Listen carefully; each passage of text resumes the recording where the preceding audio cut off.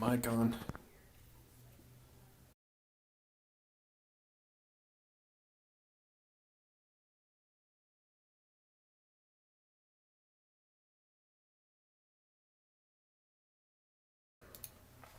All right, welcome. Uh, this is pretty casual. I'm just doing some work here, and sometimes people like to watch it. So, what I want to do right now. So we've got our Remix Docs site, and it's I don't love the way it's implemented at the moment. It's pretty good though. But I want to do some more interesting stuff with our caching, and I want to switch it over to deploy to fly.io. And so we're going to switch it over to Express. Right now it's running on Vercel, and I can also deploy it to AWS with Architect. But I'm really interested in trying out fly.io, and I'm going to have a lot more control over the CDN and the caching than Vercel. And I'm expecting I'm not going to have to deal with the AWS console with Fly. I could do the AWS thing, but I'm not in the mood for that right now. So yeah, I'm looking for some more control over my CDN. So that's the goal here. So here on my task, I got to convert this app over to Express. Change how it's implemented right now, what actually happens. So the way that this whole thing works is in the Remix source code repo, we have this docs folder. And on the server, this menu gets built by literally requesting every single one of these docs recursively, and going in and reading their metadata, and then generating this menu, which is pretty cool, but it's a lot of requests. And the limit on one personal access token on GitHub is 1,000 requests. So it's pretty easy to kind of like bring this website to its knees, and overload it with 1,000 requests. So I need better CDN caching, and I need a better implementation and not make all those requests. So what I'm going to actually do is I'm going to download the repo zip instead, right? This thing right here. Boop, this zip file, actually like that. And I'm going to unzip that and read all the files. So then I only make one request to GitHub. And then with a little bit more control over my CDN, I should be able to cache everything forever. And then, yeah, so I'll put Fastly in front of it. And then I'm going to add some GitHub actions to this repo, the Remix repo, that purge my cache, my CDN cache on Fastly, so that when we come in here and edit a doc, just that one doc will get purged over there. Excuse me. So it should be pretty fun. I'm not going to get very far in this live stream. Oh yeah, thank you, Mr. Besman41. I actually pulled out the nice camera. I can't get far enough away from it though because of my small office space in our temporary house right now. And yeah, I've got a whole bunch of better setup for all this kind of stuff, but it's all in storage. And then fix some settings in my streaming software. So anyway, yeah, is there a way to see how many people are here? Can't tell anymore. Oh, 11. Cool, welcome all 11 of you. So that's what we're gonna do. Gonna convert this over to Express right now. So I'm gonna start in my package JSON, and oh, I'm running on pre still on these things. I'm gonna switch this. We are in 0.15.3. 0.15.3. Let's do that again. Let's do that again. Let's do that down here. And I don't need a whole bunch of this stuff. I don't need Architect or Vercel anymore. But I do need Remix Run Express now. I don't need Architect Functions or AWS. I do need those. Dev dependencies, I need that. Yes, yes, yes. Yeah, okay, looks good. Oh, and I can get rid of my Vercel stuff here. And that should be it. I'm gonna wipe that out too. And let's do this. npm install. Oh, most people prefer dark color schemes, so let's be nice to everybody. There we go. Maybe bump up the font a bit. Yeah, that's a little bit too big for me.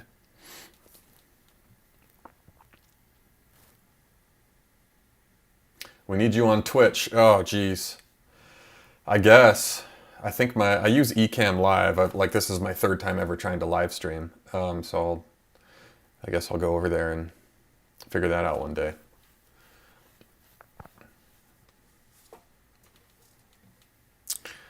Okay, that looks good.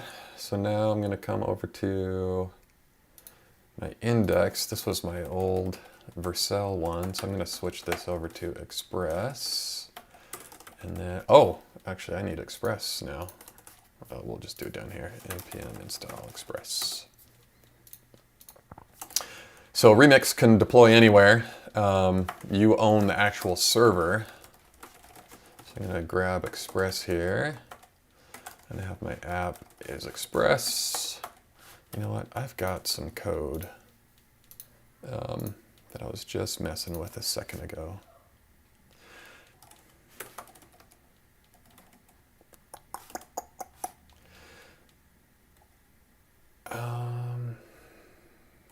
Shoot, where did I put this?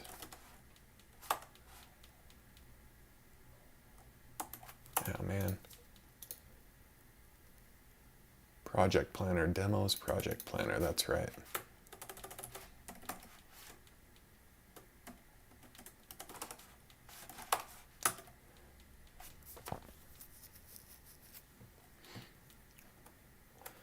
Gonna grab this server. Wow, computer's super slow with this. Whoosh, whoosh, whoosh. Ooh, I do want some of that stuff.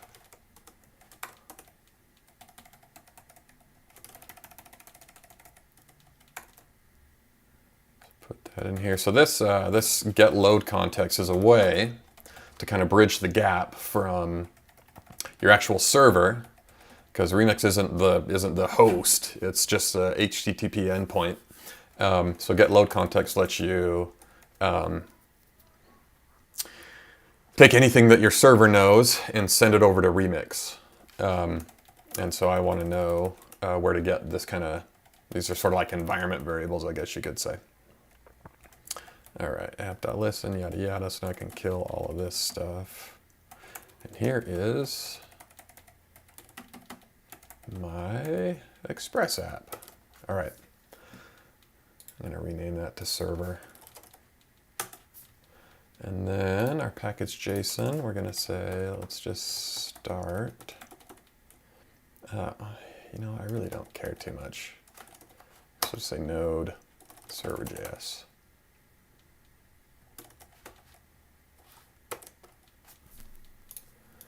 And let's see how far we get. I actually, you know what? I need an environment variable. I'm pretty sure right here. Yeah, so I've got .env. That's right. First thing I need to do is get this .env actually loading up. So I'm going to pull up .env here. I know that you pass like a command line argument to it to get these things in there. -r.env config. That's what I need.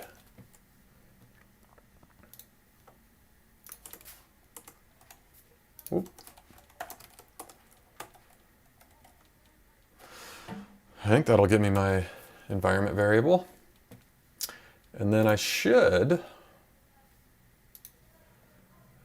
be ready to go. I don't need that stuff anymore. Sorry, a lot of this stuff is probably a little bit boring to watch.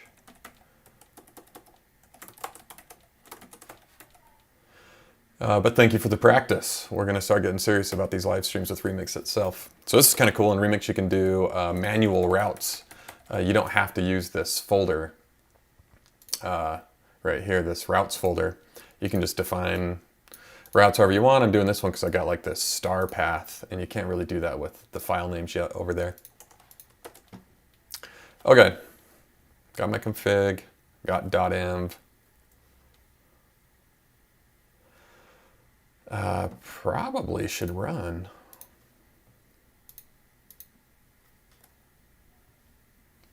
Oh, you know what? I think I've got something in my root route that cares about stuff. Or this one anyway. Where's version? Yeah, this host junk.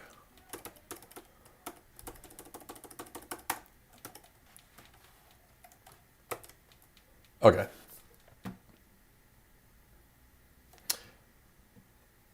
Actually, I think that there are a few places where I had to do some of that kind of stuff. Oh, no. Looks like we're good.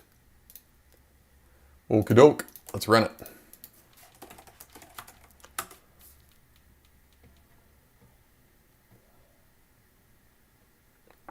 All right. Wow, that's super slow. This is like... Never mind. That's actually pretty fast, but when I'm live streaming, it feels really slow.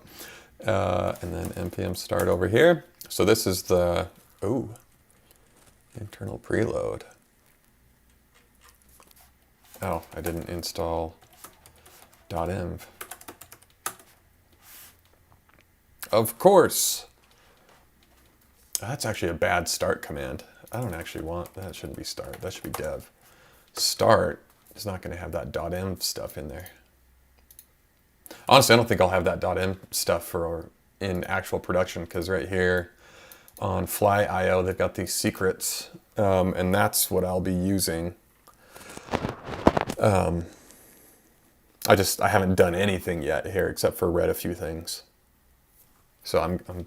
I don't know if they have like a run command or something that's going to bring this stuff in for development mode, or if my secret romance.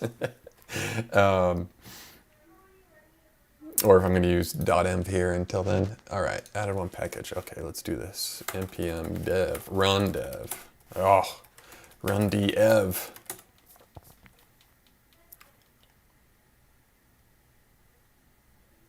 How's live stream compared to giving a tech talk to you? Well, so far my live streams are just like, I got some work to do, and if people are bored and want to watch, then I'll give them something to do today. Tech talk, I'd actually do some preparation and make sure they don't have all this kind of garbage that you gotta watch me mess around through. Cannot find module compression. npm install compression. Oh, I think we have Morgan in here too. Morgan's a dev, whatever. You should try OBS, super simple, open source, and easy to stream to Twitch. I'm pretty sure with Ecamm Live I can just be like, go to Twitch. The amount of new stuff I can figure out for all this, I'm kind of done with. Like, I'll just buy a thing and go for it.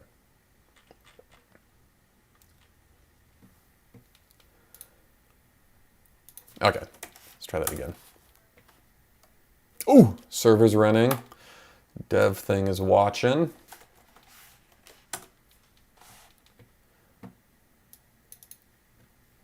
Cannot read property owner of undefined.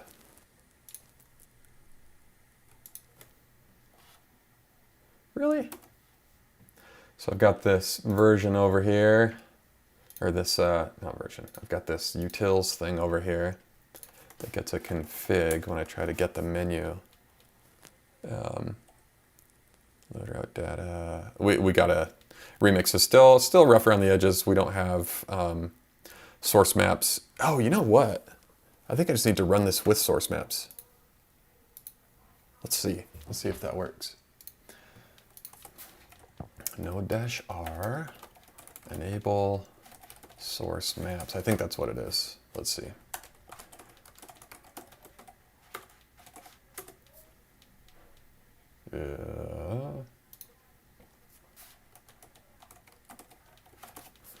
Yeah, dash enable source maps, dash enable source maps. Let's see. Let's see.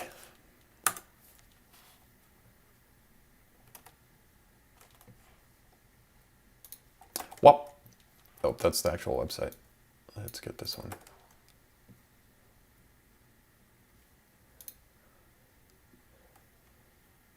No, it's still pointing to the build.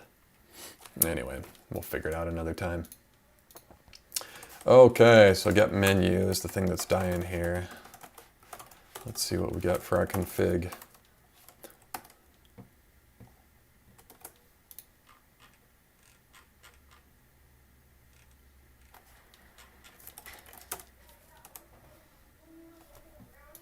Whoop. Nothing.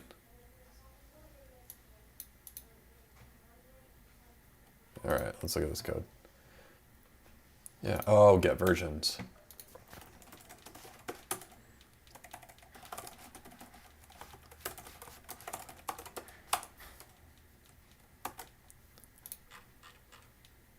Config undefined. Okay, so that's my thing here, where I'm over here in my server. Where'd server.js go? Oop. Oh, of course it's because I've duplicated this code over here.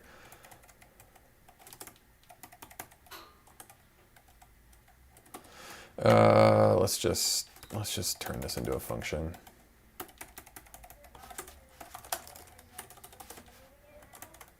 Get load context. And then both of these will just say get load context.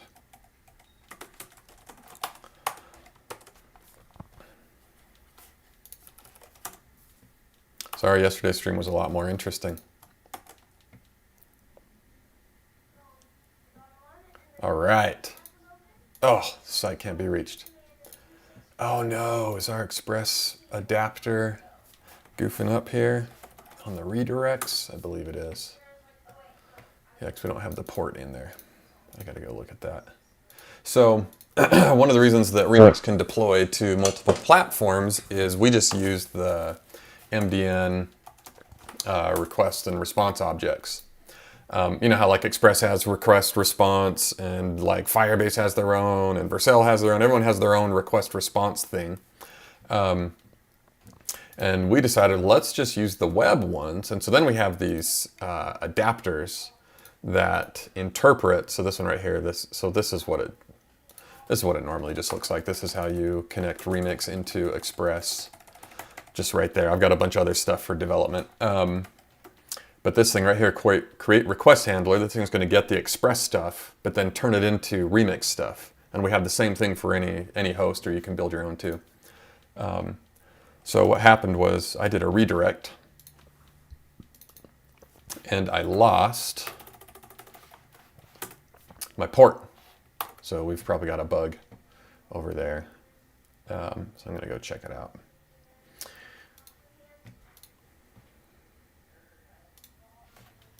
So right here's our create request handler. See, we get the request and the response. We turn it into a remix request, but it's send remix response that's messed up. So this one is saying, all right, we got a web response, and then you can see we adapt it over to an Express status.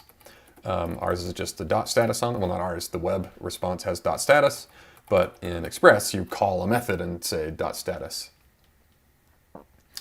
Kurt McKay says, spoiler, there's no way to run locally with fly secrets, but you can import your end with something like, oh, getting crazy with the bash.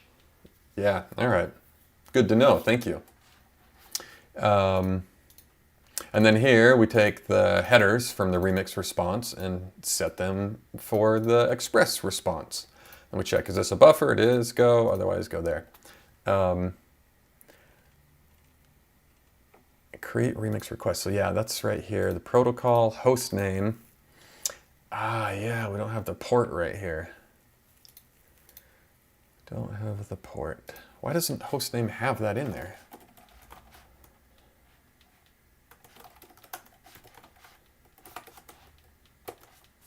What do we even get in there?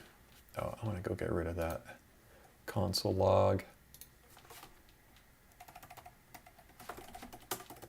Boop. Boop.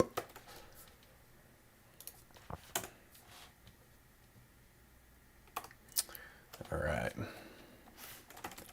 That's what's hard about like building a thing and then building a framework on top of it, is you just end up on all these yak shades all the time and you forget what you were even trying to do. Oop, localhost. What am I on? 3. All right.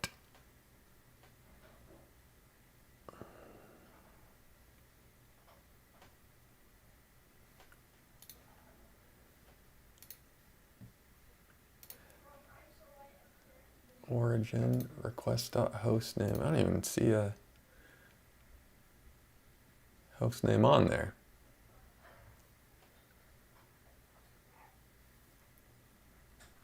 That's weird.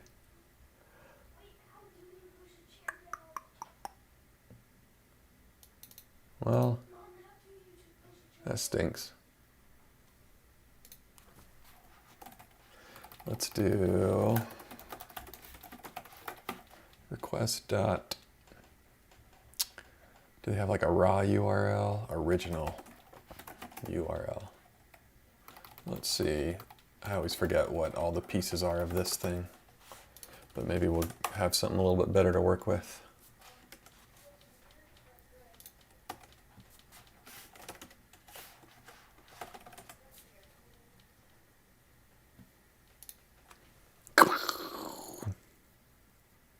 Next is not a function.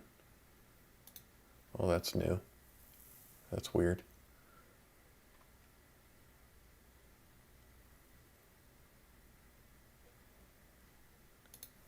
What did I just do here? That doesn't seem like I should have busted everything. Ah, well. I'll deal with this later. I don't feel like dealing with this right now. Notes.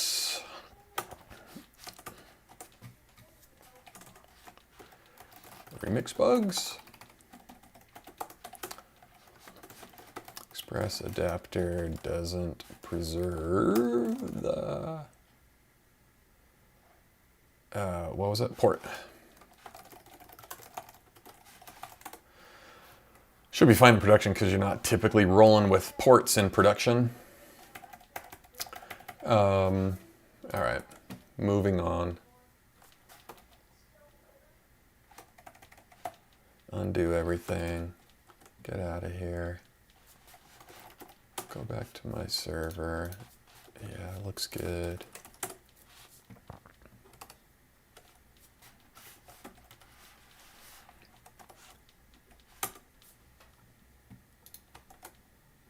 Oh, that's right, it's 0.15. Boom! We have a website. I've got a console log that I'm deleting things from my require cache. So this is kind of cool. We switched over to ES build for remix builds, and our incremental builds are super fast. And then we had a watcher for the Express apps that would restart, if you watched yesterday, that restarts the Express server whenever our build completes. And so then I'd come over here and I'd hit refresh, and the Express server hadn't been restarted yet. It was kind of annoying. And so what I've done here is I've said, okay, if we're not in production, let's figure out where we're at. And then I'm going to cruise through the require cache. So when you do require up here in Node, it actually caches all of these things, and they expose that cache to you on require.cache.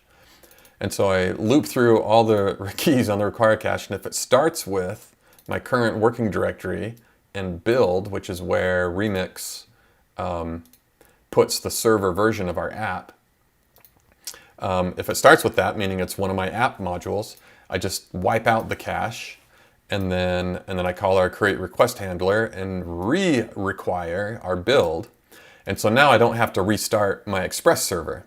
I just clear out the cache. It's sort of like a HMR for the server.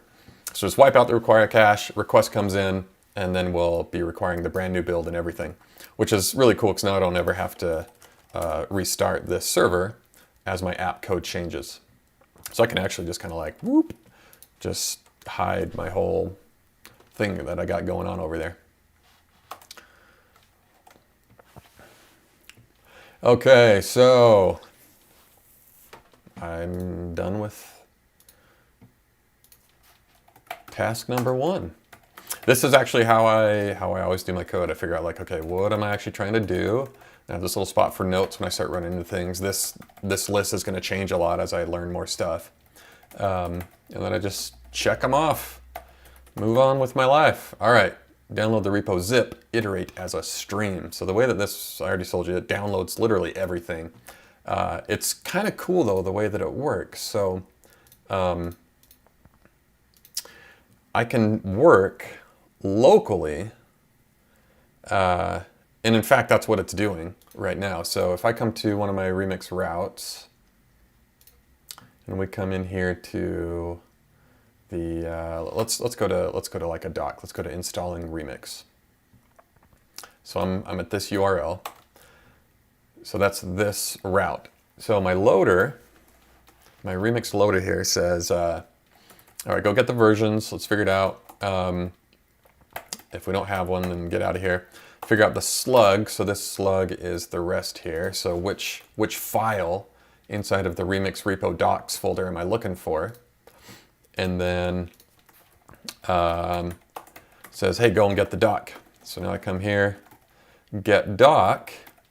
Says, hey, where are we running? Are we running remotely or are we running locally? If it's remote, let's get doc remote. And get doc remote is going to go and eventually call get file remote. This is beautiful, isn't it?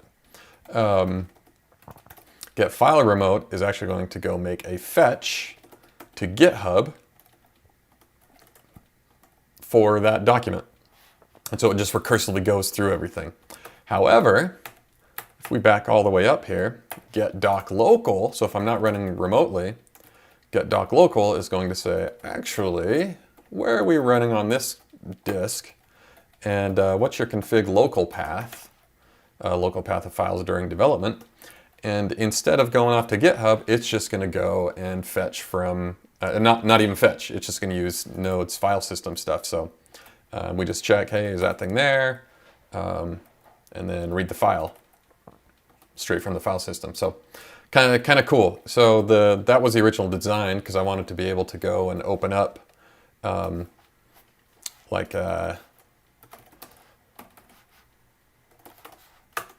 open up my docs over here.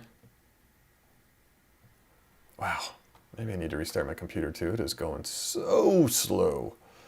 Dying over here, and it's pretty powerful iMac. So like this installation one right here, I can like installing remix, check it out.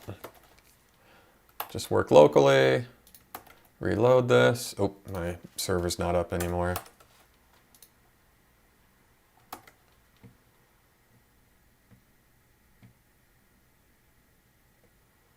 And right there, everything's up to date. It's changed here. It's pretty cool. So that's the design of it. And so when you're in production, instead of going and reading from the file system, I was like, well, let's just go recursively make requests to GitHub. And it actually works great. There's just that problem when I start getting too much traffic and my CDN cache isn't primed. I'm going to be hitting GitHub way too much and maybe even expire my token. So, because you can only do like 1,000 requests per minute, hour. I can't remember, but anyway, I did hit it once in development. So, so what I want to do instead is kind of change this up, and I think I'm just going to ditch this whole idea of being able to do it locally. And what I want to do is what Michael has done over on Unpackage. So if we go over to Unpackage,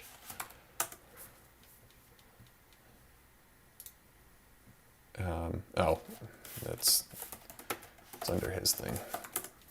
I knew that.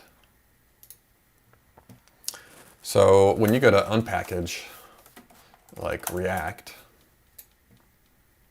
and you come and ask for this file, well, actually, I don't want browse. I want the actual, this one, yeah.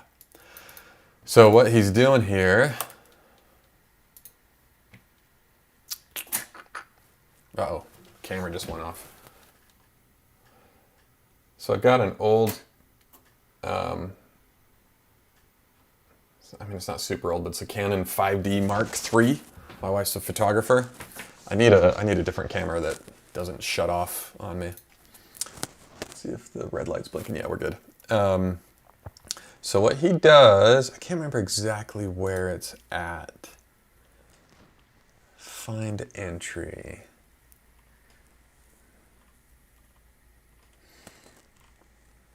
Let's see if it's in here. Yeah. Tar. Okay, where's the tar coming from? Wish I was in my editor. Stream file name. What can I find? Oh, the stream came in. Ah! Search entries. Get package, that's where it's at.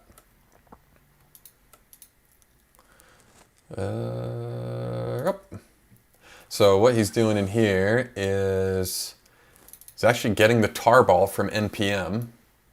And I'm going to do the same thing with GitHub, where instead of, oops, that's not the one that I wanted. This download URL, this zip file. So I want to do the same thing there. Get a zip file URL, and then go and get that. Oh, he's got this get function. And then this does HTTPS get, and then that gets the thing as a stream. And then once you've got that package, he sends it to, we were just looking at that code. Find entry. Dang it, I lost it. Yeah, right here. So then to find this file right here, he downloads the tar, and then now he's got this tar ball as a stream, and extracts it into a stream again, and then tries to find that file inside of the React NPM distribution. And if he finds it, then returns it. All this kind of stuff. Bop, bop, bop, bop, bop. And then sends it on through. And then, using a CDN, caches the heck out of this thing. So you can see here on the network, the headers here, we got a cache hit. The age on this thing is 269,418. How long is that? 269,418 seconds in days. 3 days. Unpackage has like a 98, 99% cache hit on the CDN. And yeah, but just cache that thing forever. Probably because it's 0.2. I wonder what 0.0 looks like, or 0.1. This one's age. Oh, that was a cache miss. That's surprising. But it was super fast. Still. I'm surprised that was a cache miss. Anyway, so that's my plan here, is instead of recursively cruising through those things, I want to try to download that zip and stream it and pull it out. I've never done this before. Fortunately, I have this as my guide. So here we go. We're going to, honestly, now I'm second guessing myself. GitHub access token limits. 5,000 requests per hour.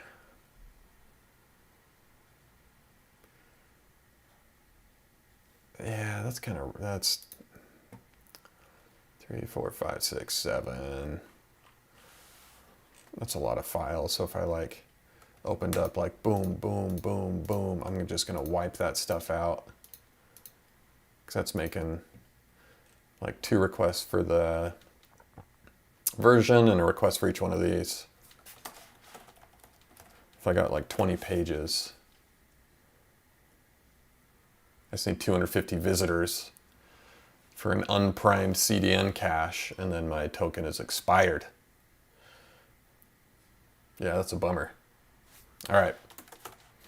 So that is the plan. But But I think it would be a little bit more fun right now just to get this up on Fly.io instead. And then I'm going to do that streaming stuff on my own because I know I'm going to stumble a lot through all of that. And I don't feel like talking through it. So let's try to deploy this to Fly.io now. This is too many tabs. There we go. Try it free. Install it. You'll need it. It's one of my favorite things to do is just copy command line things and then run them.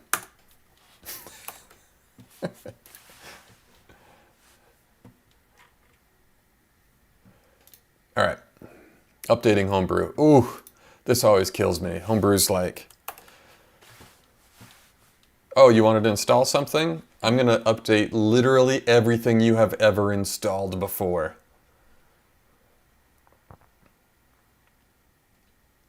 Side note, I've got Sidecar running over here in my on my iPad Pro to see comments and stuff. That's cool.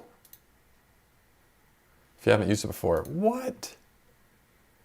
Active developer path, missing XC run.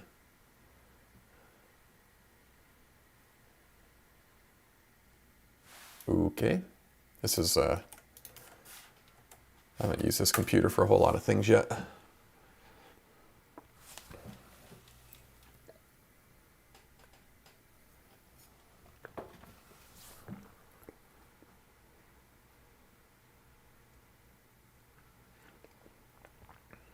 Looks like it's removing a lot more than it's installing.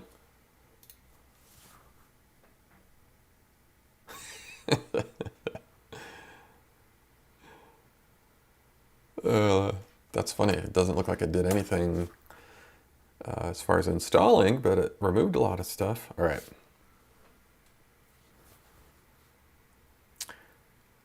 Is that not what I just did? Brew install GCC.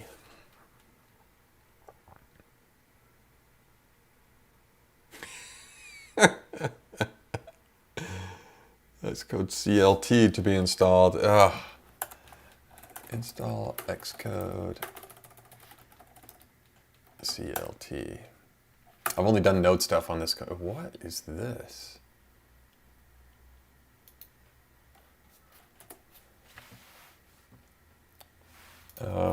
Big Sur, I upgraded recently. They have an install script to bypass Homebrew. Oh, that would be excellent. If not, oh, yep, okay. Yes, please. Homebrew feels so weird now. I used to think it was amazing.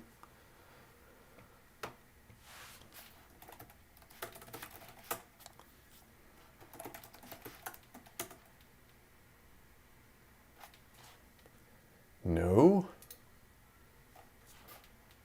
Let's get a new one open.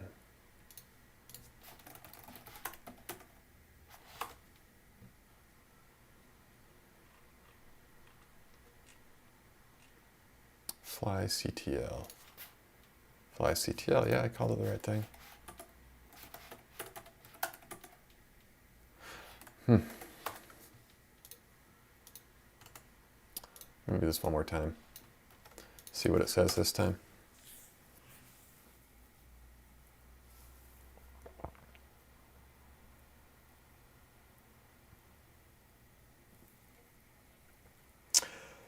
Yada yada was installed successfully. User flyer fly bin fly CTL run fly CTL. Yeah, I don't think I have it. Okay, I got to put that in my path. ZSH.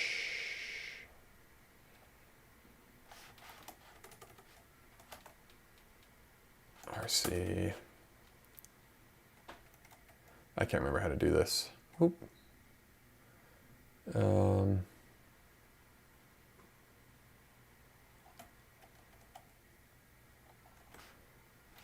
think I do this. Where'd they put it? Fly CTL. Where'd they put it? Fly bin. You know what? Copy.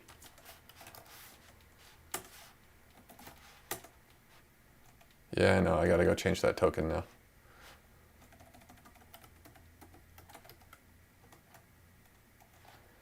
Maybe that'll work. I always forget how to like do a new source or whatever. Which fly CTL?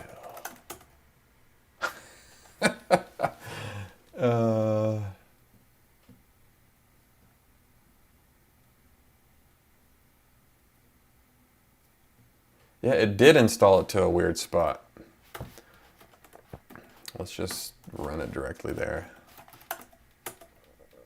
Okay. That's what I'm going to do right now. Why didn't it put it in? You know what? That'll probably break things. I was going to move it to a different bin. All right.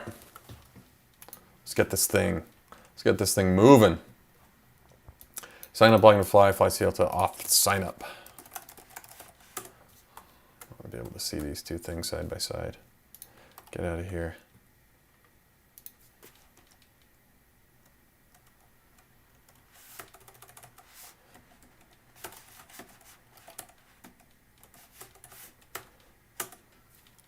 What? What did I do wrong? Off sign up. Ryan's live streams suck.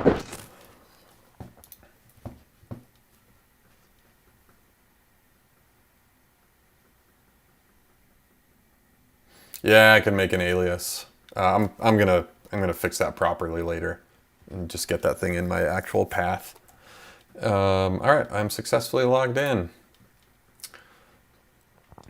So funny story. My wife's name is Elisa, and so it is very difficult for me to type alias. So I actually have an alias of Elisa to alias. All right, sign up, run fly, control launch, create, configure, and deploy a new application by inspecting your source code. I'm gonna do this like just outside of everything. I'm gonna make a whole new one.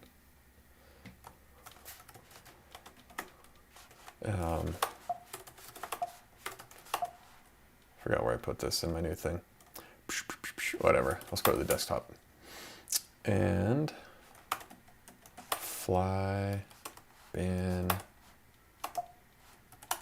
fly CTL launch.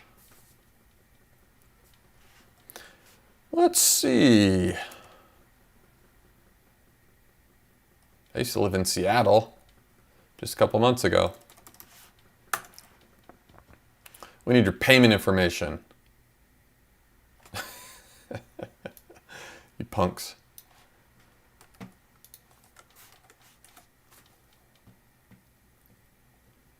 All right, gonna pull this off screen. Give them my payment information.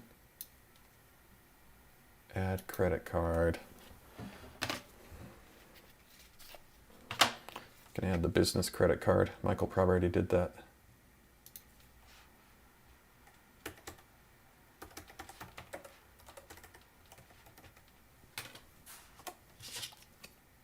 I thought they said that this was free.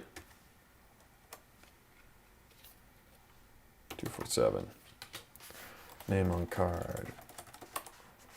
Oh, I'm talking out loud, telling you information on my credit card. I probably shouldn't do that.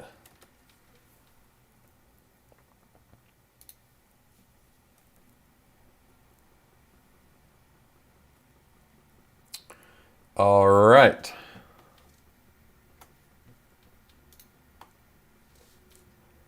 We're back in business. LA. Wrote config file. Uh-oh. Oh, so you do it like in the thing that you're in. Okay, I'll go back to my actual source code.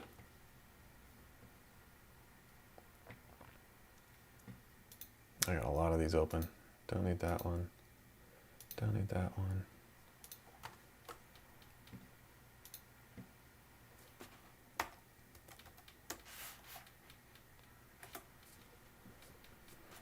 LA. Would you like to deploy now? Are you for real?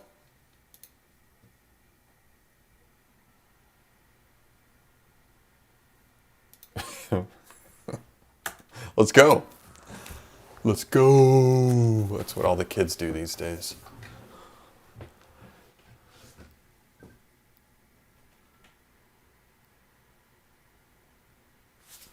You know what? I need to go kill that token right away. I don't know if one of you punks is going to mess me up or not.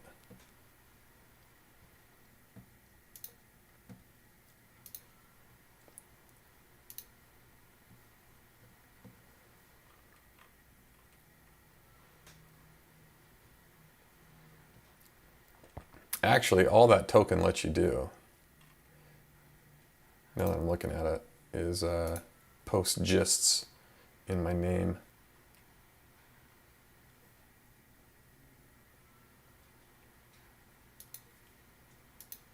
Gone. All right, now it's deleted. Waiting for remote builder. This is going to be interesting. So if you're following Michael's Twitter feed, UNPKG is actually now running on Fly as well. So right here, I wonder what that is.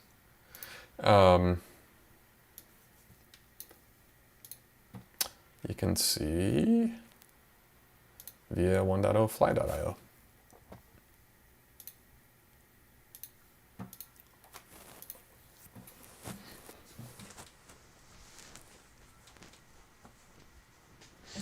Oh, I don't have like an npm start command. Like this thing seems very unlikely to actually launch. Oops.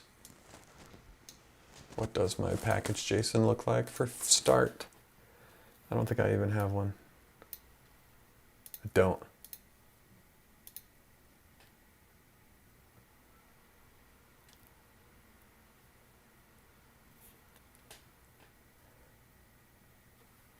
A lot of cool stuff's happening though. Let's say run a Node app.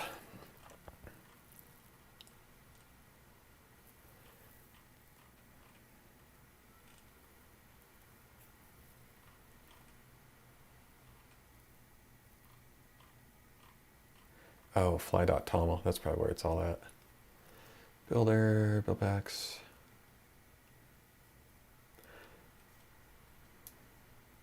That one. So they probably are like going to try to run npm start.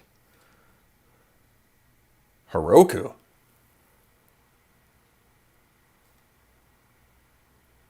Wonder what that means. I thought this was like a replacement for Heroku. Hi, Maple Leaf.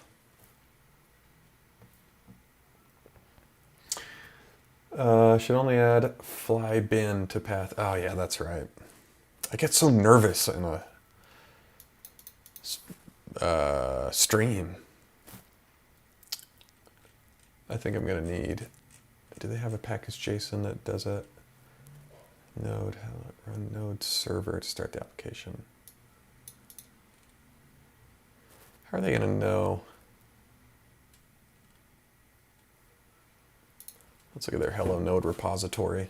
Because I'm not sure how they even know how to run this thing. I know they make a Docker image. Main is server. Script start. Yeah, see, I don't have a start.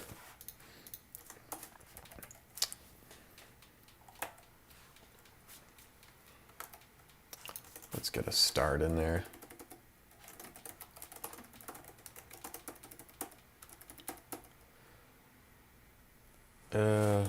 I guess we'll just leave the .m for now. Even though I don't really want to commit that to my source code. It's taking a little while.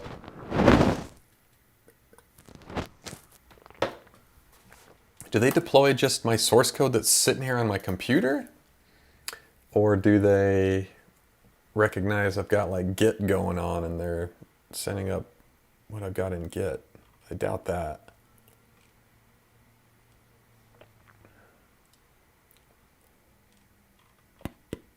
Let's see.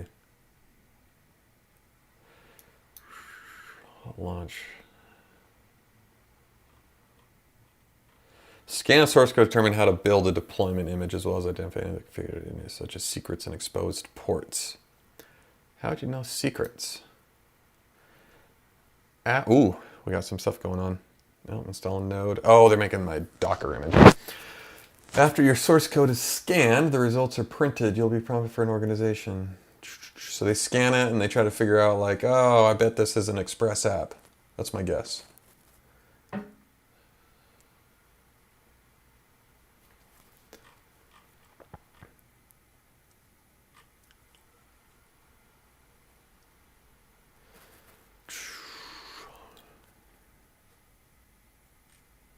Deploying. What's the difference? Okay, so I didn't deploy, I just launched. What does launch mean?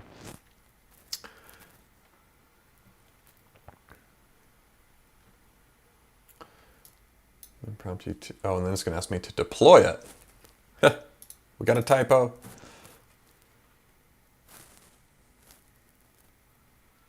Okay. Guess we'll see. We use their build packs for some things. Oh, so we got some people actually in the stream using it too. That's interesting.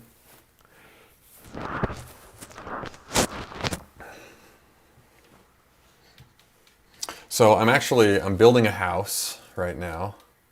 It's on a lake, man-made lake, but it's like in a neighborhood. It's not like out in the mountains or anything like that. And I'm gonna have a sweet office, and I'm gonna be directly wired in with Cat 6 for these kinds of streams and stuff. But right now I've got really crappy Wi-Fi. Excuse me. So I'm actually really excited about when our new house is finished. We're building it. Won't be for a while though. They haven't even dug the hole. Okay, monitoring deployment, creating release. You can detach a terminal anytime without stopping the deployment. What does this mean? Image. All right. Maybe it's done. And they're just saying, okay, you can get out of here.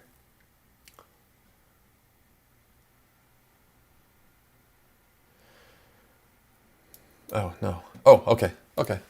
Okay. Now what? Now what? Inside fly, toml. Viewing. I don't know if it actually deployed yet. I'm a little unclear at the moment. Flight control info.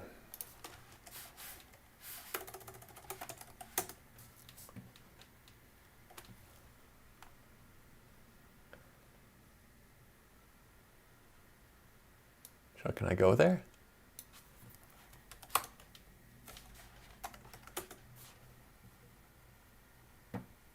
Oh, dang. How did it know?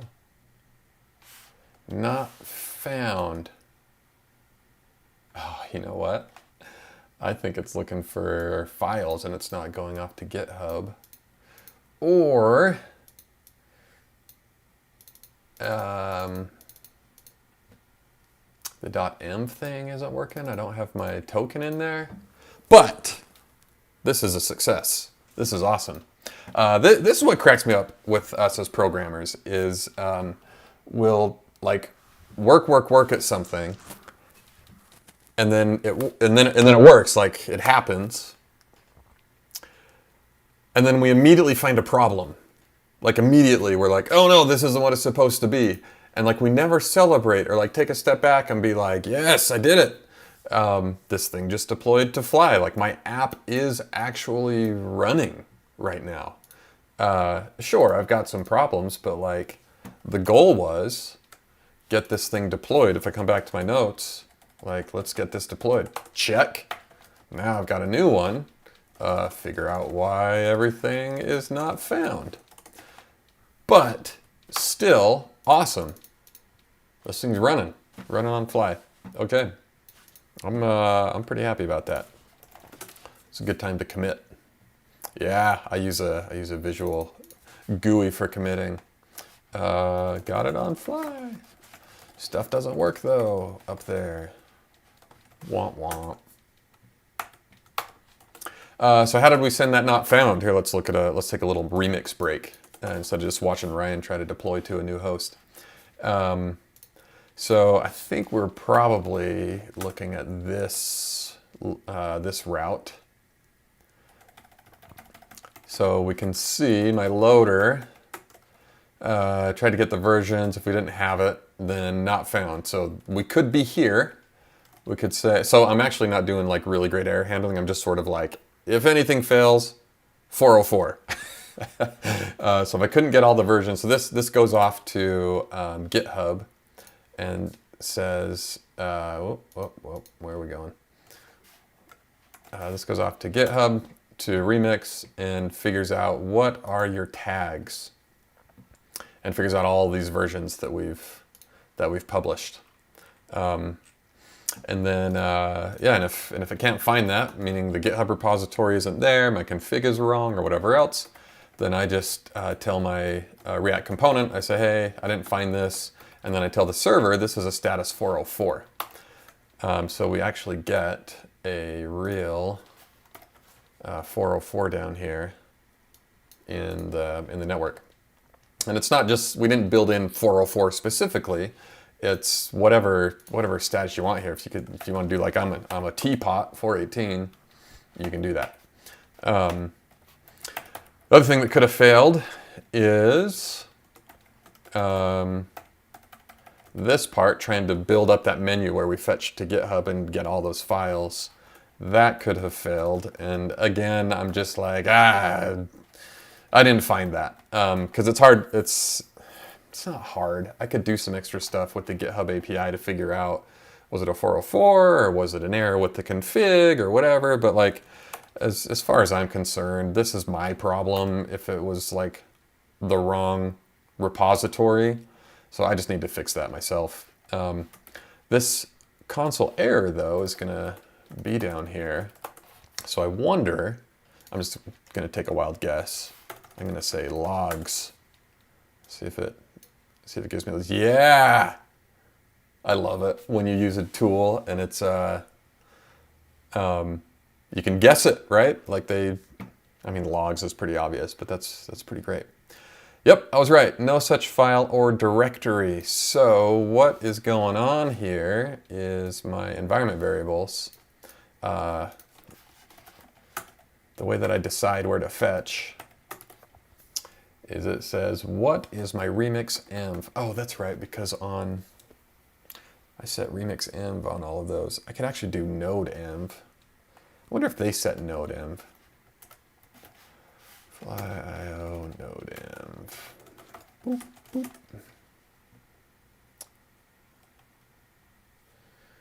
I guess I'll just go back to there.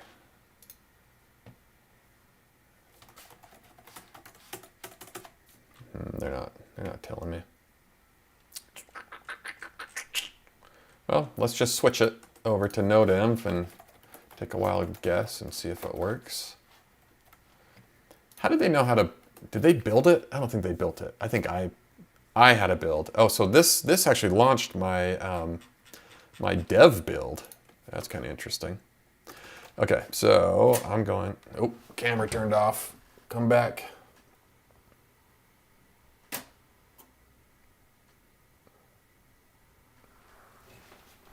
I wonder how long it lasts. I think it's going to just turn off forever this time. Maybe I'm out of... It's funny because it's an old camera that doesn't actually stream. No, whatever. It turns off again. I'll switch to my other camera. I'm going to wipe out my builds. And then... So build 2 in Remix is our ES build based build, which is, look at that, even while I'm streaming, that whole thing, this used to be like 5 seconds for, actually no, this site was about 10 seconds, and now it's not even 1 second. If I wasn't streaming, it's like 50 milliseconds. ES build is just crazy. All right, so now I got my build. So what do I do? I just do deploy, right? Deploy it again. Oh, look at all those W's. Wop, wop, wop, wop.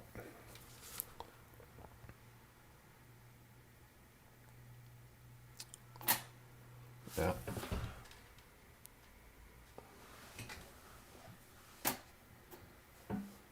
I'm just going to keep hitting the button.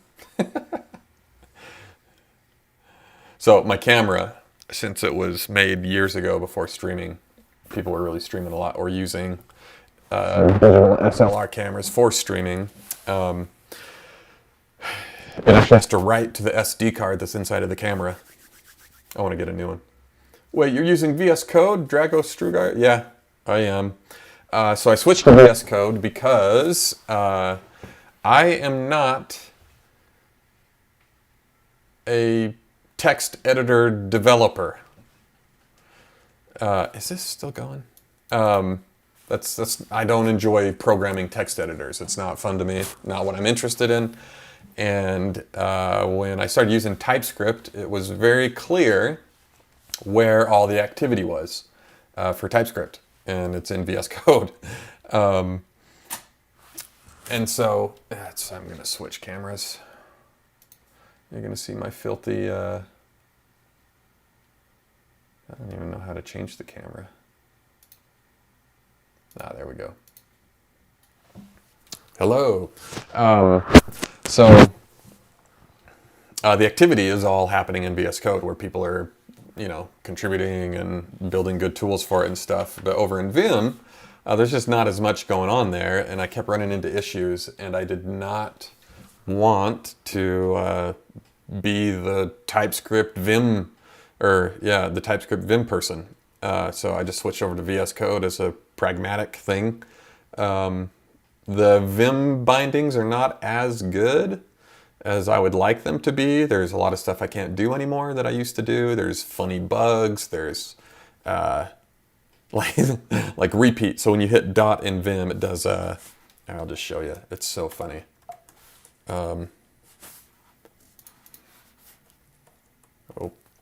So if I were to do like, so I can do like 80i slash. And so what's that? That's going to repeat that slash 80 times once I get out of here. Whoosh. So in VS Code Vim, it literally like goes da da da da da da da da da da. Where with Vim, actually let's open it up. I use Mac Vim because I still hit Command Save sometimes on accident. I haven't configured this one because this is kind of a new computer. If I say 80i slash bunk, it just does it. 80i slash whoop. It's just, yeah, it's way better. Whatever. I don't want to write that. Versus this hilariousness. Weep. But anyway, so there are some things that I don't like about the Vim bindings in here, but they're good. They're good enough, and I don't have to be a text editor developer just to actually build the things I want to.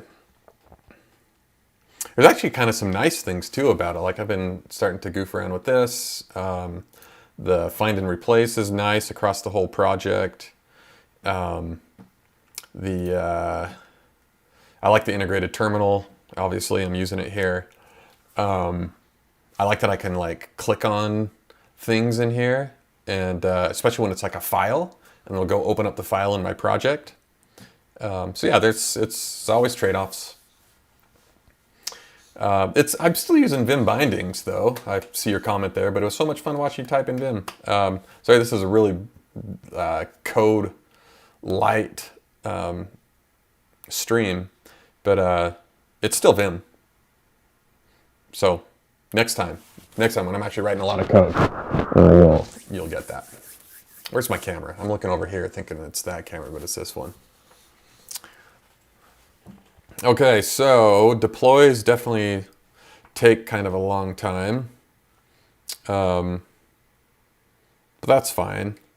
I'm going to put it in CI anyway, and normally you just push to master and then go take a nap or something.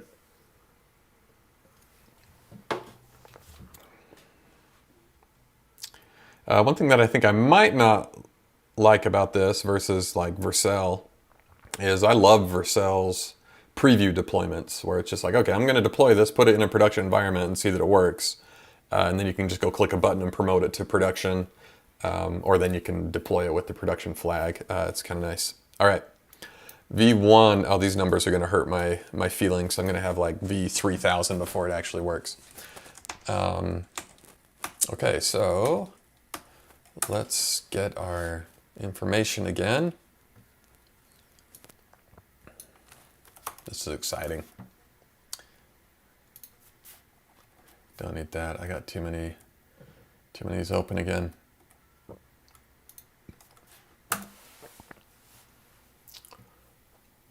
Oh, yeah.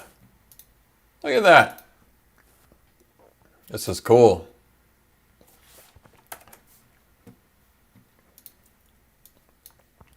I'm just curious about what I got going on here in the network tab. They obviously don't have a CDN in front of it, but I just want to see kind of how all this is looking. So you want to know something cool about Remix? Here, another little Remix break is when we load this page, there are two sets of data that need to get downloaded. There's the data in the sidebar, and then there's the data in this page. Since it uses React Router understands nested layouts, and each layout has its own data. So we can look at that over here. Let's pull up the code and go in here. So version is the parent route, and it loads this this menu and sends that data down. And then down here in the actual component, right here, you can see that it gets the data here and then passes that data to this menu. And then this menu takes that and creates the menu list, and the menu list is this UL and maps over the directories and all the files and all that kind of stuff and adds the links and all that cool stuff. So that's one set of data that needs to get downloaded. But then the splat route, that's the rest of this URL. Whoop. All this stuff needs to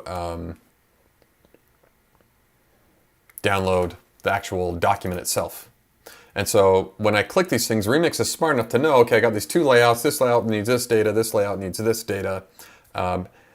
It knows which sections of the page are going to update. So you know how React is pretty cool, where it doesn't touch the DOM on the pieces that aren't changing. And we can watch this, kind of watch React in, we gotta probably see the main here to see which ones are changing here. Yeah, right there, boom. Oh my gosh, it's keeping this H1 around between each one of these pages. That's cool. So React only updates the portion of the DOM that actually needs to be changed with their diffing.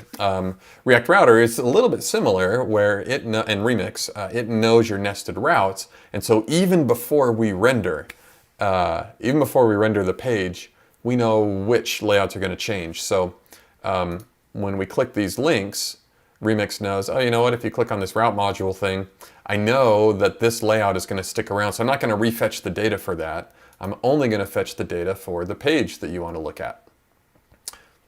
Pretty cool, instead of everything getting re-downloaded all the time. You want to see something really fun? Let's disable JavaScript, and let's reload this page. See, so now no JavaScript. Click on loading data. Nested route params. No problem. Still works. So here is why I like having JavaScript. So if I scroll down here and I look at this release history, boop. Without JavaScript, this scrolls back up. And it just doesn't feel great as I'm navigating through these things. So if I enable JavaScript, I can keep this state around. Right? That's a much better experience.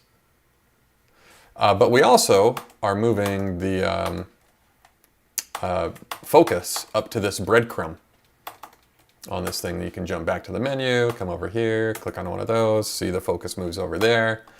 And then I can come back, go to the menu, pick the next thing.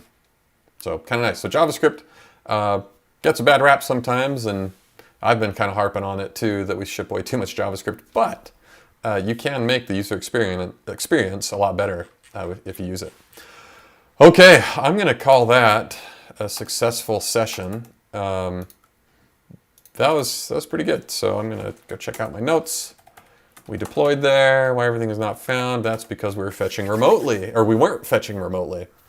Yeah, next thing to do is put Fastly in front of this. But it is lunchtime for me, so I'm going to go grab some food. Thanks for joining me. I might fire this back up this afternoon too. Yeah, it looks like Fly.io is going to be pretty solid. I just really want more control over things. A lot of the hosts like Vercel and Netlify and stuff are awesome. They have so many great features. But I'm trying to do something very specific here with our CDN and our caching, where I want to cache all of these pages forever, and then I want to purge them, as you can see here in GitHub Actions. And these CDNs just don't give me that control. They also will purge your whole CDN cache when you redeploy. I don't want to do that. I want to keep those files around in case someone's mid-session and they still want that old version of my website. There's no reason to delete it. They can keep on using those static files here as well. So that's my motivation here. Have more control over the server, more control over the CDN, and then I'm gonna do this kind of cool thing here where I'm gonna purge. And so these websites, so it's a lot like Unpackage, where most of the time these files should be coming from. We should be getting cache hits on these things. I don't have a CDN, so I can't do that yet. But I'll be getting cache hits on these things for anyone visiting these pages until we ship a new version or we update a doc. Then we'll expire just the stuff that changed, and then re-request them. So now it should be fast for everybody. Should be pretty cool. So that's what I'm going to be working on probably this afternoon, or maybe tomorrow, depending on what I have in my inbox. So anyway, thanks for joining me. Adios. Oh, sorry. You know what? I'm gonna check the comments here, see if there are any questions. Oh, one question here from Ollie. What would be your favorite hosting platform currently for Remix? My favorite one. So I have deployed to Vercel, Netlify, Firebase, AWS with Architect. So arc.codes. What else? Now I've used Fly. Is it called Fly? Fly.io? Fly.io? Fly Control? I'm just going to call it Fly. Log into Fly. Okay, they call it Fly. So now I've done Fly, and have I deployed somewhere else yet? Heroku. I think that's it. Honestly, I love deploying to Vercel. Like I like their dashboard. I like their preview deployments. I love that the CDN is built in, so I don't have to go configure Fastly like I'm going to have to do here. It's just a really good experience. And Guillermo is a good friend of mine. I've known him for actually ever since I've been a programmer, back in the MooTools days, and he was like a teenager, and he actually taught me a bunch of JavaScript. So there's some friendship loyalty there too. I currently have it on Vercel, and like I was saying, I don't have the control over the CDN that I want. You can't purge on Vercel. Our cache hits, we don't get cache hits as much as I would like. Our site's not super popular yet, but it seems that they've got an LRU cache, and it seems like we're just a little thing on their CDN. And so the more popular websites, they're getting 1 million hits. They kind of use up that CDN cache, and then we're out here on the margin, and their CDN is like, oh, this file's not getting used in the last couple hours. It's gone.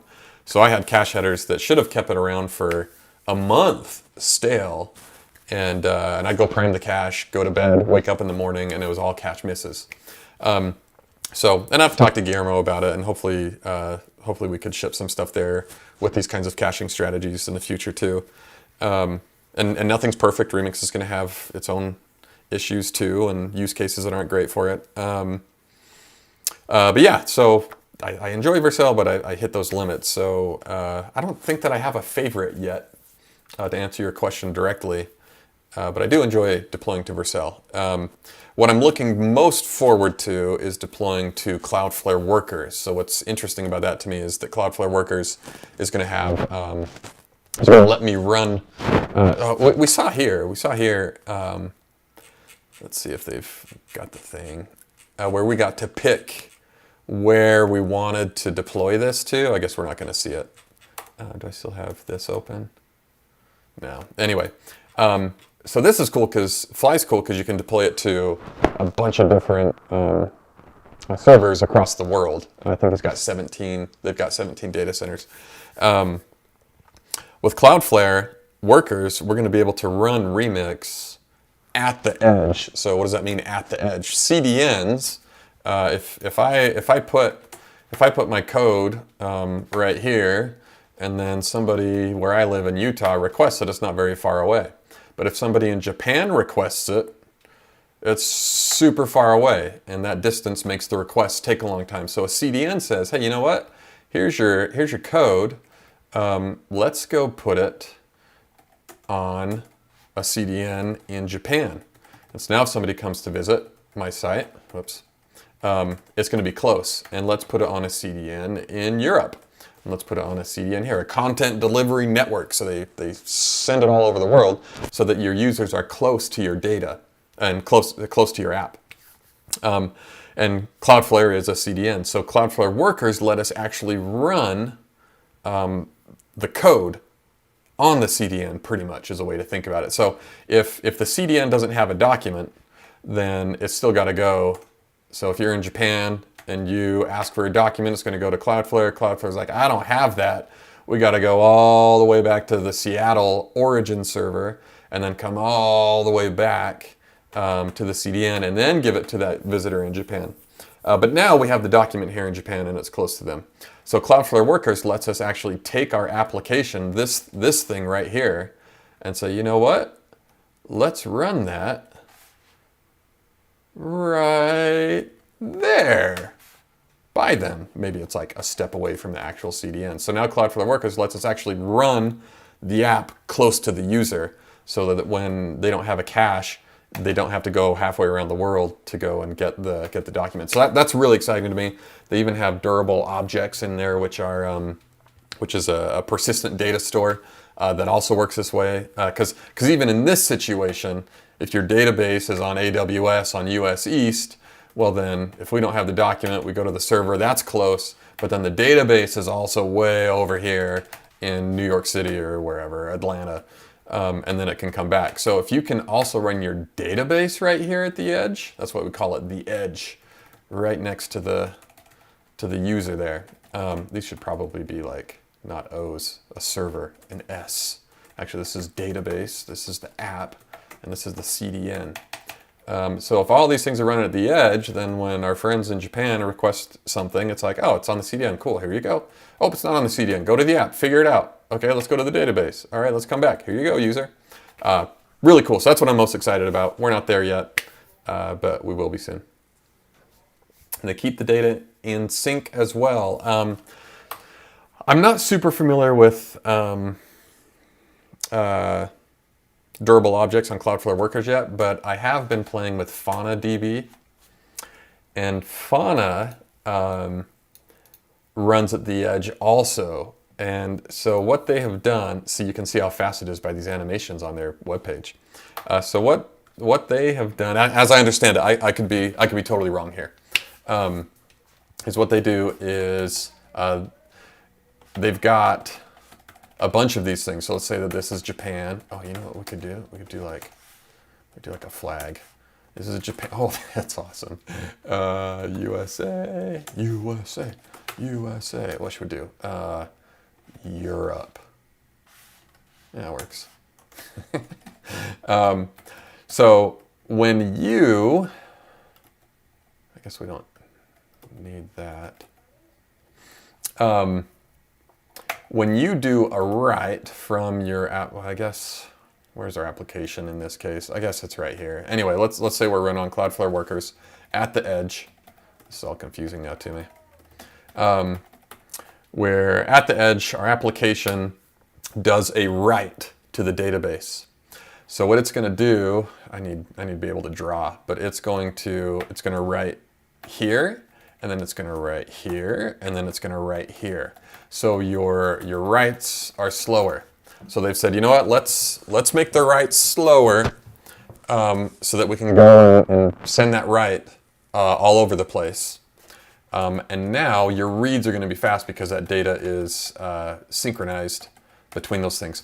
I could be completely wrong about this. This is my understanding from talking to a couple of people. So you'll probably need to go read their docs to understand it better than I do. But that's how I understand how this works. Is their writes are slower, so they can put them across all their distributed data centers. And so now it's going to be close to the users, and they even run in the browser too. So one of the ideas with Fauna is, instead of running it on an app server, just make your queries from the browser. And so now you're automatically just like, you are the user, right? Because it's their browser. And so now it's going to go to a database that's really close. But with Remix, that's not really going to be our model. We think that there's value in server rendering. So we'll still have an app right there. Yeah. Cool. Thanks, everybody. Talk to you later.